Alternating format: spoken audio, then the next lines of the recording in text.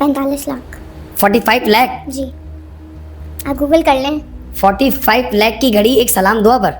दोस्त है ना। ये थड़ा मेड घड़ी है जो पहनाई गई है। वो जो कह रही कि ये जाली 45 लाख की घड़ी है, ये 45 की नहीं है। वो बहुत बड़ी छाल बच जाए ना, 7,000 रुपए की घड़ी है। जिस लड़के को उसने इंटरव्यू दिया है, अगर आप गौर से देखें रजब की तमाम महफिलें, शादियां या जहाँ पर वो मीटअप करता है तो उसमें ये लड़का खड़ा नजर आ जाएगा। एक तो ये इसका अपना प्लांट किया हुआ लड़का, अच्छा, दूसरा ये लड़की भी प्लांट की हुई है। कलाई पे लिखा हुआ है कि आपने उस पर गौर नहीं फरमाया जिसकी वजह से वो वायरल हुई है। उसको ये नहीं पता कि यासिर शमून देख रहा है। ये चीजें वो अपनी बेगम को क्यों नहीं गिफ्ट करता? ये भी बात करते हैं।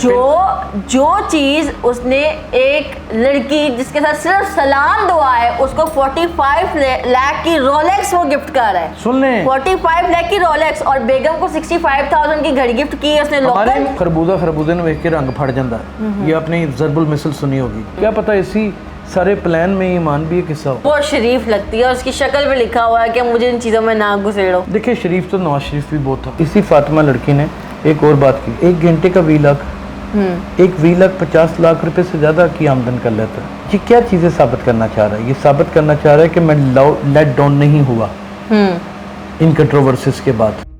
अस्सलाम वालेकुम जी, मुझे कहते हैं मोमिन अली और आप देख रहे हैं डेली सोशल पाकिस्तान। हमारे साथ मौजूद है सीनियर सहाफ़ी यासिर शमून साहब जो कि bureau chief daily social Pakistan भी हैं। जैसे कि आप सब जानते हैं कि रजब भट्ट की आए रोज़ कोई ना कोई कंट्रोवर्सी सामने आती रहती है। पहले इसकी कंट्रोवर्सी सामने आई ज़ारा मलिक के साथ, अब एक नई कंट्रोवर्सी सामने आई है, वो है फातिमा खान। आखिर ये फातिमा खान है कौन और इसका क्या ताल्लुक है रजब भट्ट से, ये हम जानेंगे यासिर शमून साहब से। अस्सलाम वालेकुम सर। जी वालेकुम अस्सलाम। मोहम्मद, आप कैसे हैं? मैं ठीक हूँ अल्हम्दुलिल्लाह। सर आप बताएं आप कैसे हैं? अल्हम्दुलिल्लाह। सर पहले तो बहुत शुक्रिया, आपने अपना कीमती वक्त दिया। सर ये बताइएगा फातिमा खान अब कौन है? पहले ज़ारा मलिक, अब फातिमा खान, रोज़ नई लड़की सामने आ रही है। देखिए कितना बड़ा अलमी है और कितनी बड़ी बदकिस्मती है कि हमने अपनी सारी ज़िंदगी शोबा सहाफ़त को देने के बाद अब आज इन लोगों के ऊपर भी तबसरे करने थे, और ये ना करें अगर तो फिर ज़ाहिर है माइलेज और रेटिंग जो है वो ज़मीन के साथ लग जाती है, क्योंकि लोग सुनना ही इनको चाहते हैं। एक दौर हुआ करता था इशफाक अहमद को लोग देखा करते थे, एक दौर हुआ करता था हसीना मोइन के ड्रामे देखा करते थे, बड़े बड़े अदाकार, बड़े बड़े नाम, ये फिल्म इंडस्ट्री और ये ड्रामा सीरियल्स करने वाले वो तमाम अदाकार जो आज सफ़ाई हस्ती से कूच फरमा चुके हैं, उनको लोग पसंद करते थे, उनको फैसिनेट करते थे, एक हीरोइज़म चलता था। अब ये रजब भट्ट, मान डोगर, शक्लें देखें इनकी तरफ, आप अंदाज़ा करें कि ये शहरी, उसकी वो जो निगेट वीडियो उसमें जो वो हरकतें कर रहा है वो पता ही नहीं चल रहा है ये लड़की है कि लड़का है, और इनके ऊपर आज हम तबसरे कर रहे हैं। ये आपको नहीं लगता मोमिना के ये सब कुछ खबरों की जीनत बनने का एक टोटका है, इसके अलावा कुछ नहीं? सर मैं तो ये अपनी वीडियोस में बारहा कह चुकी हूँ कि ये सिर्फ चंद व्यूज़, चंद सब्सक्राइबर्स के लिए ये काम किया जाता है। और आज भी हम में से किसी को फातिमा खान का नहीं पता था। फातिमा खान ने एक इंसान को इंटरव्यू दिया, उसका पॉडकास्ट सामने आया और हमें पता चला एक फातिमा खान नाम की भी लड़की है। जिस लड़के को उसने इंटरव्यू दिया है, अगर आप गौर से देखें रजब की तमाम महफिलें, शादियाँ या जहाँ पर वो मीटअप करता है तो उसमें ये लड़का खड़ा नज़र आ जाएगा आपको। एक तो ये इसका अपना प्लांट किया हुआ लड़का, अच्छा, दूसरा ये लड़की भी प्लांट की हुई है। ये पहले वेडिंग शूट किया करती थी, फिर उसके बाद ये चलते चलते मॉडलिंग में आई और भरपूर तरीके से नाकाम हुई। बिल्कुल, यानी कि ये एक लूज़र मॉडलिंग की दुनिया में लड़की, मैं लड़की के बारे में नहीं कोई बात कर रहा, फातिमा इसका नाम है, ये मॉडलिंग में पिट चुकी हुई है। बिल्कुल ऐसे। फिर ये टिकटॉक का इन्होंने अकाउंट बनाया, टिकटॉक के ऊपर इन्होंने बैठना शुरू किया। सर वो क्या है रजब भट्ट का नाम जो उसने अपनी कलाई पे लिखा हुआ है, क्या आपने उस पर गौर नहीं फरमाया जिसकी वजह से वो वायरल हुई है? बचपन में ना एक बबल गम डिंग डॉग आया करती थी, वो मुख्तलिफ जानवर बना करते थे, वो हम ऐसे ज़ुबान पे लगाते थे तो उसके कागज़ को ऐसे चस्पा कर देते थे, टैटू बन जाया करता था। आप जब शायद पैदा भी ना हुई हो, ये इस तरह के टैटू आज भी बन जाते हैं। अच्छा, इस तरह के टैटू आज भी बन जाते हैं। ये प्लांटेड एक शो है, ये एक प्लांटेड फिनोमेना है, और ये सारा प्लांट जो है 2 बंदों ने मिलके किया, और आप हैरान हो जाएंगे ये कैसे किया है। एक का नाम है रजब भट्ट, अच्छा, और दूसरे का नाम है शहजाद भट्टी। शहजाद भट्टी और रजब भट्ट ने एक और कंट्रोवर्सी क्रिएट करने की कोशिश की है। अब आप मुझे ये बताएं कि उसमें ही इसी पॉडकास्ट में ये थर्ड क्लास इंटरव्यू के अंदर जो प्लांटेड इंटरव्यू था उसमें वो कह रही हैं कि ये सारी तस्वीरें जो ये सारी वीडियो हैं शहजाद भट्टी ने लीक की हैं, ये कह रही हैं। अच्छा, शहजाद भट्टी तो आगे ही एक क्रिमिनल माइंडेड और क्रिमिनल स्टेटस रखने वाला आदमी है। बिल्कुल ऐसे ही है। उसकी तो दात बन जाएगी कि हाँ ये मैंने की है, मैं ये कर सकता था। उसकी बात ये सच्ची साबित हो जाएगी कि मैंने सब कुछ हैक कर लिया है। अच्छा। ये तुम्हारा व्हाट्सएप मेरे पास चल रहा है, ये देख, इसका तूने अबॉर्शन कराया, ये यही बातें करता था ना, यही बातें होती हैं। याद था, याद है आपको?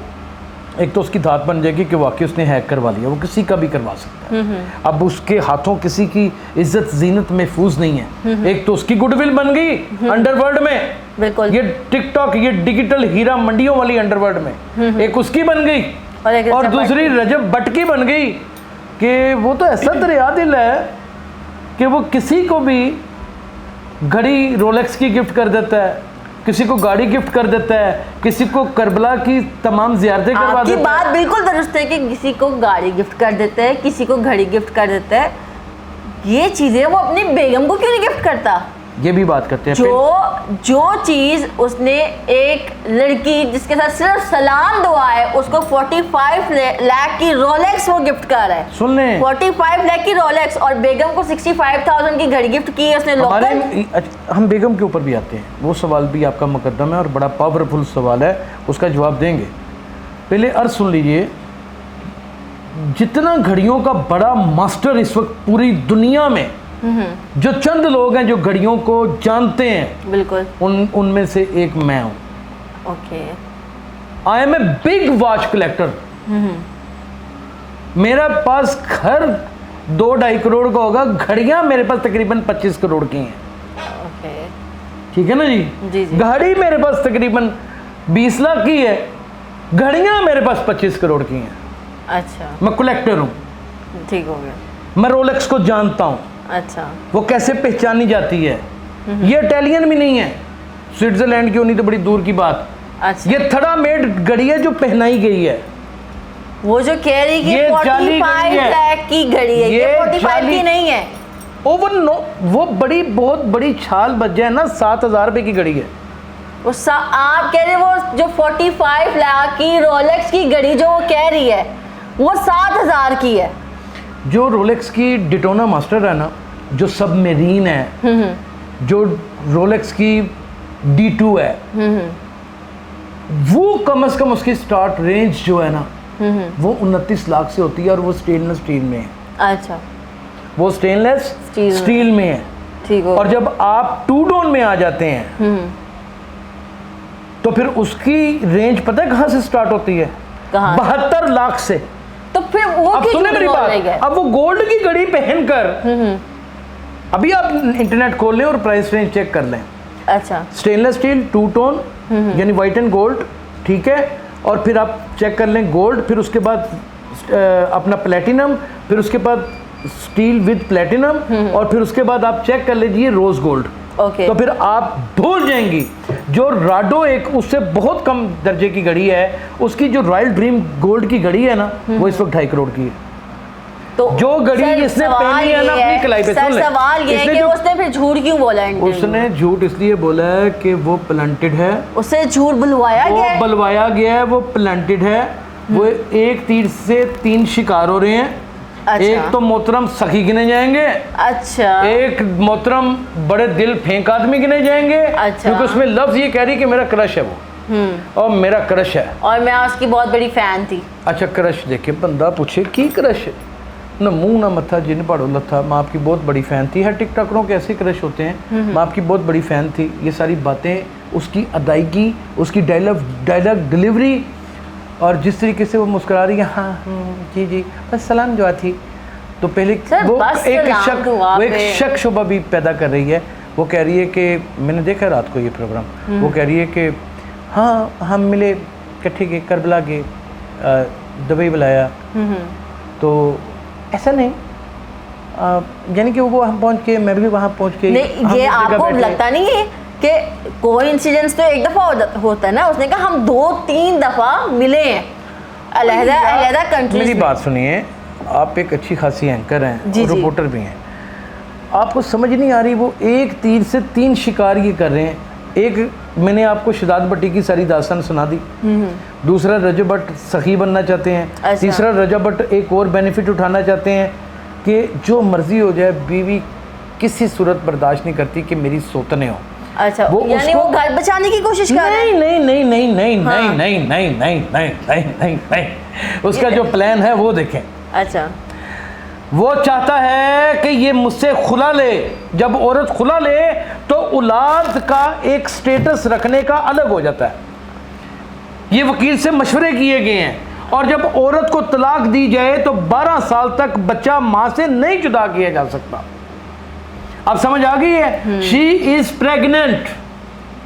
मैं ये बात नहीं था करना तो चाहता। ये वो ये रिश्ता तोड़ना चाह रहे हैं और इसके वो लिए- चाहता है कि वो हाइपर हो। हाँ। वो एग्रेसिव हो। जैसे उसके ब्रदर इन लॉ ने पहले स्टेटमेंट्स दी, फिर वो दोबारा दे, फिर उसके बाद ये इनकी जंग शुरू हो जाए, फिर उसके अच्छा। बाद ईमान फ्रंट के ऊपर आ जाए। अब फिर जब ईमान फ्रंट के ऊपर आ जाए बात टिकटॉक से निकल के अदालतों तक पहुंच जाए और ये खुला की शक्ल इख्तियार कर गया। तो आपको लगता है कि ये सब होगा? ये हो सकता है। ये बड़े मकार लोग हैं भाई। ये कुछ भी हो सकता है। ये मैंने जो ऑब्जर्व किया वो ये है। लेकिन मैं आपको एक और बात भी बता दूं, मुमकिन ये भी है, वो कहते हैं ना कि मजा मजा नहीं है भैणा ने, हैं वो खरबूजे ने वेख के रंग फट जाता है। ये आपने ज़रबुल मिसल सुनी होगी। ईमान भी तो इन्हीं के खानदान का भी हिस्सा है ना, जैसे तैसे भी है। क्या पता इसी सारे प्लान में ईमान भी एक हिस्सा हो। ये भी तो पॉसिबल है ना। हम ये भी इस तरह तो सर वो बहुत शरीफ लगती है और उसकी शक्ल पे लिखा हुआ है कि मुझे इन चीज़ों में ना घुसेड़ो। देखिए शरीफ तो नवाज शरीफ भी बहुत था। नहीं, वो वाली शरीफ की बात ठीक नहीं है। मैं कर रही। हाँ, तो ये बातें जाने दें। हम किसी भी वक्त किसी के हाथों भी, और जो ख़वातीन होती हैं अपने शोहर के हाथों बड़ी जल्दी ब्लैकमेल हो जाती हैं। क्या लगता है कि ये सारी जो कल इंटरव्यू एक आया इस मंजर यहाँ पे, इसके ये बाद मेरी एक ईमान के बारे में मेरी जस्ट एक माइनर सी एक असेसमेंट है। उसमें कोई बहुत बड़ी परसेंटेज नहीं है। जस्ट एक लगता है साया सा गुजरता है और फील सा होता है।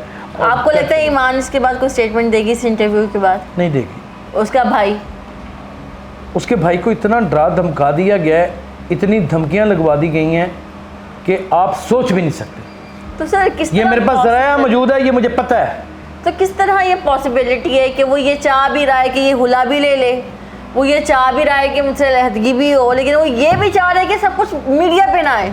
और दूसरी तो possibility अच्छा, नहीं है एक ना? इसी फातिमा लड़की ने एक और बात की कि उनका तो 1 लाख एक घंटे का 20 लाख, एक 20 लाख 50 लाख रुपए से ज़्यादा की आमदन कर लेता है। ये कहा ना उसने, हाँ जी ये उसमें कहा ना। जी जी। ये क्या चीज़ें साबित करना चाह रहा है? ये साबित करना चाह रहा है कि मैं लेट डाउन नहीं हुआ इन कंट्रोवर्सीज के बाद। जो मैंने सहाबा की गुस्ताखी की है, या जो उसके बारे में मुझे इंटरनेशनल साइबर क्राइम एजेंसी में बुलाया गया, उसके बाद भी मुझे कोई फ़र्क नहीं पड़ा। ये सिर्फ जाहिर करना चाहता। दर हकीकत जो असेसमेंट की जा रही है कि इसकी फॉलोअरशिप नीचे आती चली जा रही है, इसकी रीच बेइंतहा नीचे आ चुकी है, इसका जो duration program watch minute times हैं वो बहुत कम हो चुके हैं। ओह ठीक है, ये उसको बिल्डअप करने के लिए भी ये सारा कुछ कर सकता है। सर एक बात को मान लेते कि वो घड़ी 45 लाख की है, क्यों मान लेते हैं? मान लेते हैं ना, किस तरह मान लेते हैं? उसने कहा मान लेते हैं। और एक साइड पे आप ये देखिए कि ईमान की भी तो बर्थडे गुजर के गई, वो घड़ी 65,000 की है बीवी का। और उसने बीवी को ओरिजिनल घड़ी दी है 65,000 की। सुने मेरी बात, अच्छा वो किसी भी ब्रांड की है, वो ओरिजिनल है। अच्छा, इसको उसने 2 नंबर घड़ी पे नहीं है, इसके साथ ड्रामा की इसको है। नहीं पता कि ऑडियंस देख रही है, किसको? रजब भट्ट को। उसको ये नहीं पता कि यासिर शमून देख रहा है। मैं बताता हूँ, मेहताब एक बहुत बड़ा नाम है जो वॉच कलेक्टर है, ठीक है जी। हसन सरदार चन्ना जो हमारे कौमी असम्बली के स्पीकर अयाज सादक के सगे छोटे भाई हैं, अच्छा, वो मैं हो गया, रफ़ी साहब हो गए, अपना मुजफ्फर सईद कौसर साहब हो गए। ये वो लोग हैं जिनकी बाकायदा तौर पे दुनिया में एक पहचान है, जो घड़ियों के कलेक्टर हैं और बहुत शौक रखते हैं घड़ियों का। आपने देखा मैं कितनी घड़ियां चेंज कर करके पहनता हूँ। जी जी।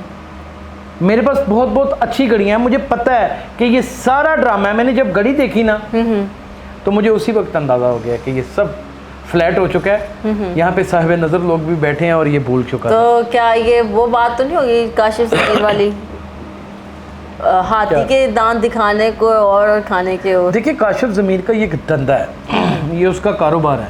हर शख्स का एक अपना कारोबार है, बिल्कुल। उसको हम डिस्कस नहीं कर रहे।